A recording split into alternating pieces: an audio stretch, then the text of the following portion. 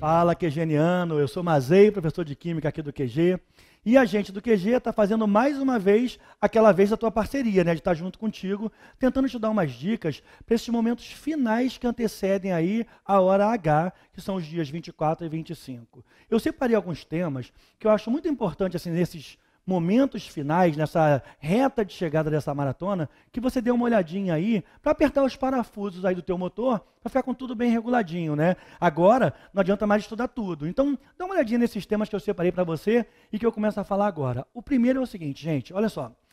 Tratamento de água na química inorgânica é muito importante. Crise hídrica está por aí, né? Então, todo mundo falando de água, falta d'água, tratamento de água, água essa que está acabando. Então, o tratamento, a ETA, a estação de tratamento de água, é um assunto que tem sido recorrente nas provas do Enem. Ficar esperto em quais são as etapas que a água atravessa, qual a função do sulfato de alumínio, né, que é a floculação, para aglomerar as partículas, do cloro para oxidar algumas impurezas inorgânicas e matar bactérias e micro-organismos, o flúor para proteger da cárie, carvão, areia, turfa, para filtrar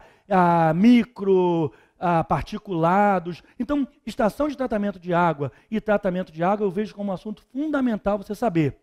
Tem uns vídeos interessantes na internet, tem um vídeo da Sabesp, da Companhia de São Paulo, de tratamento de água, que é muito legal. Digita lá, Sabesp, tratamento de água, e tem movimento, é bacana para dar uma olhada nisso, tá? Na inorgânica ainda, é muito importante, e sempre tem caído, o cálculo estequiométrico. Só para você ter uma ideia, o ano passado caiu naquela questão que ele falava do biodiesel, emissão de enxofre, que ia oxidado a SO2, que é o anidrido sulfuroso, e o anidrido sulfuroso ia oxidado a SO3, e depois com a precipitação da chuva formava a água, né? E aí, essa chuva ácida era neutralizada, que é um outro assunto que tem caído muito no Enem.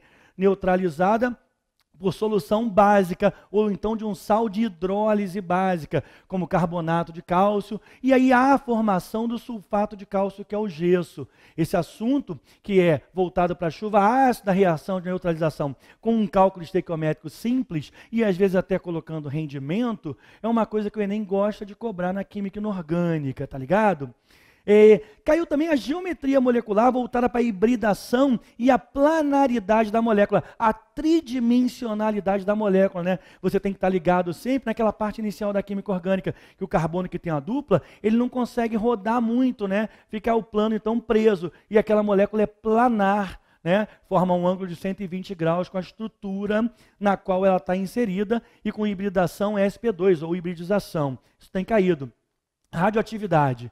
Nesse meio hoje que o mundo vive, tentando substituir os combustíveis fósseis, as energias alternativas se tornam, assim, um grande filão para a cobrança, e são projetos que o Brasil apoia. Gente, tudo que é projeto que o país incentiva é objeto de cobrança do Enem, porque o Enem, você não esquece, é uma forma que o país tem, né, o Enem foi proposto pelo governo, e é uma forma que esse governo tem de falar para 6, 7 milhões de pessoas ano. Então ele vai colocar projetos que ele incentiva sempre. Radioatividade, energia nuclear, sempre tem caído, né? Fica antenado nas principais partículas radioativas, quais são as reações, né? Lembrar daquela lei de Soddy que diz que a massa antes é igual a massa depois, idem para o número atômico, a energia liberada, o que é fissão nuclear, o que é fusão nuclear, o conceito de meia-vida, que é aquele decaimento, né, que forma aquela reação, aquela curva que não toca ao zero, mas que vai caindo de meia em meia-vida,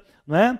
Outro assunto, gente, são as relações numéricas como consequência do cálculo estequiométrico, o conceito de mol, de número de moléculas, de volume molar gasoso, não é? E ainda dentro da química inorgânica, química geral inorgânica, é bacana você estar por aquele conceito de NOx. Não sei se você está lembrado do ano passado, que é uma questão em que ele colocava o ciclo do nitrogênio, e aí botava o nitrogênio, indo a nitrito, que é o NO2-, depois indo a nitrato, que é o NO3-, passando pela amônia. E quais são os NOx do nitrogênio e quem tem o maior número de oxidação aí. Isso é bacana você saber, fica antenado, tá?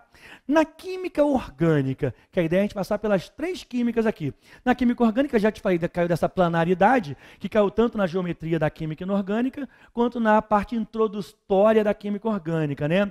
propriedades físicas. Isso foi muito importante. Não sei se você lembra, mas no ano passado, por exemplo, e tem caído sucessivas vezes, que é uma questão em que ele colocava a estrutura do cumeno, que é o isopropilbenzeno, anel aromático, com um radical isopropil em cima, falava de processos pelos quais o cumeno atravessava, e, enfim, no final se produzia fenol e acetona. E o camarada, a banca, propunha o seguinte: como é que a gente separa essa mistura? O fenol tem o OH, lembra, realiza a ligação de hidrogênio.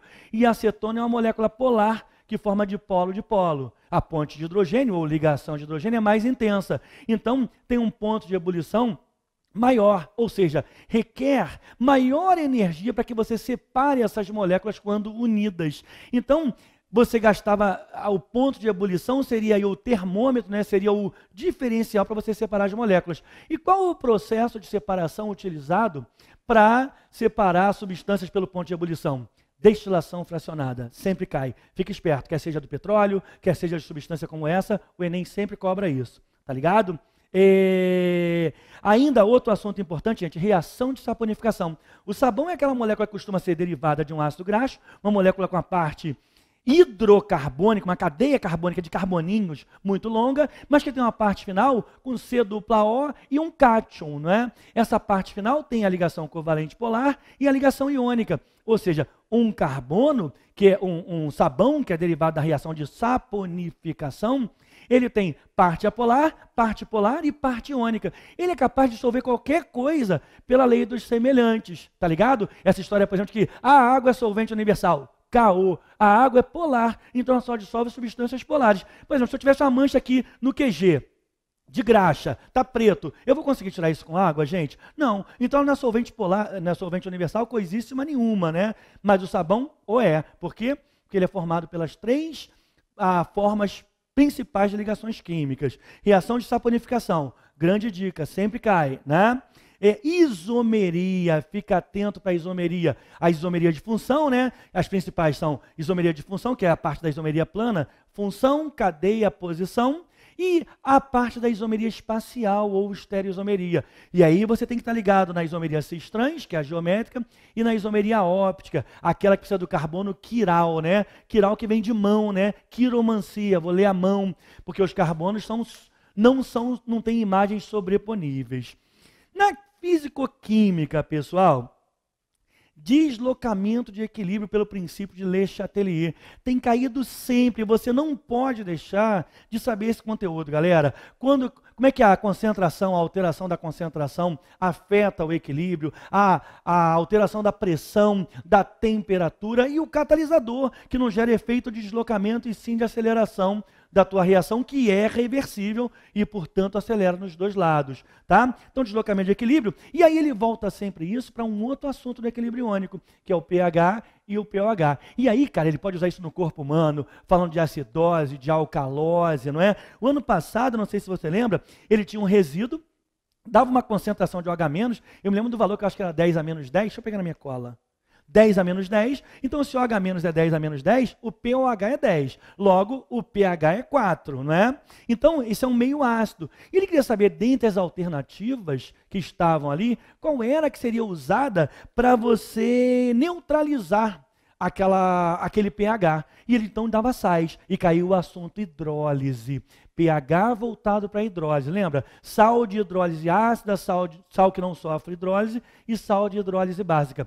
Hidrólise, reação do sal com a água. Se formar ácido forte e base forte, pH 7, hidrólise não ocorre. Se formar base forte e ácido fraco, repara, a base é forte, o ácido é fraco, esse sal é de hidrólise básica, tá ligado? Tem sempre caído a hidrólise, e fica esperto também na termoquímica como assunto final. Sabe por quê?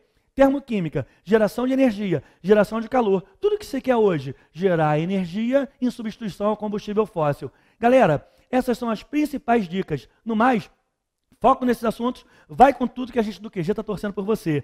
Só não esquece de uma coisa, no dia 23, nós do QG vamos fazer um aulão muito maneiro, a galera toda vai estar reunida para a gente fazer uma aula, tipo assim, aquela hora de te jogar pro alto assim, tá ligado? Pegar o técnico campeão e jogar pro alto, para você fazer uma prova muito legal no dia 24 e 25.